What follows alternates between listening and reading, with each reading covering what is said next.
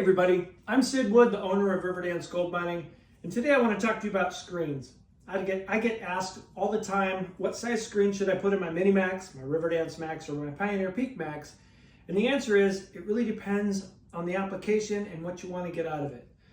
Unlike anything else out on the market, these machines will classify by size while classifying by specific gravity. A sluice box, a Miller table, a blue bowl, a gold wheel, a gold cube, all of those things separate by specific gravity, but only a mineral jig also classifies it at the same time. That's what the screen is for. So we have three different choices. We have a 30 mesh screen, a 60 mesh screen, and a 100 mesh screen. And let me show you what that looks like real quick. I'll use this duplex screen. This goes on the Riverdance Max or the Pioneer Peak Max. And you'll see the holes are big in this screen. Now they're small, but relatively to the other screens, they're very big. This will let all the sand, everything but the gravel through. This is what's considered a coarse screen in this size machinery. Now a 60 mesh screen is much smaller. Look at that. Can you see the difference there? There are way more holes per inch, which means the holes have to be tinier. 60 holes per inch versus 30 holes per inch, and by the naked eye you can really tell the difference. What gets difficult is when you're trying to discern between 60 and 100, and this 100 mesh screen, you can't even really see the holes in there until you get it really close or look at it with a magnifying glass, and it's very difficult to tell the difference between 100 and 60, 100 or 60, unless you've been doing it for a while, or like I said, you have a magnifying glass. So the applications are really what matters. When people ask me, I tell them, if you're going to use a single screen, if you're only going to get one with your machine, you should go with the 60.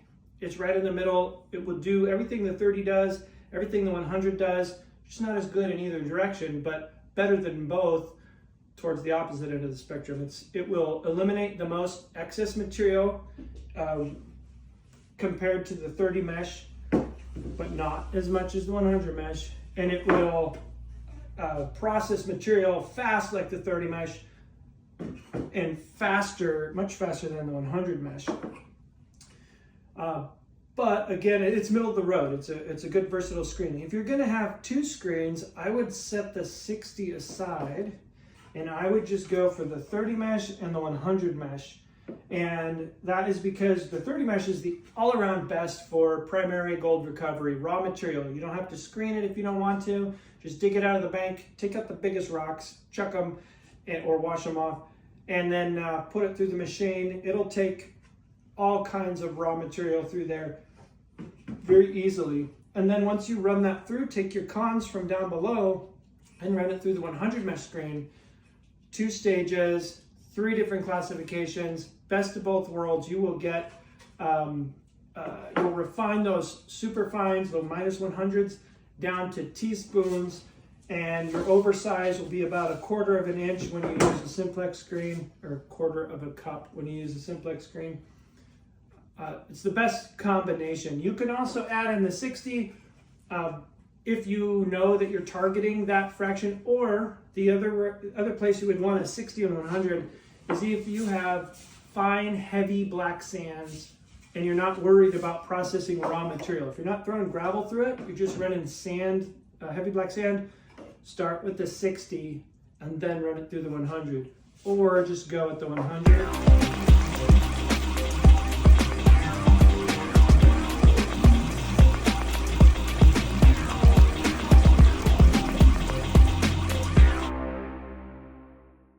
All right, everybody, thanks for watching the video. If you have any questions, please leave them in the comments. I promise I'll get back to you. Give me a call anytime. Merry Christmas, be safe out there, and you know what? Just have fun. Thanks.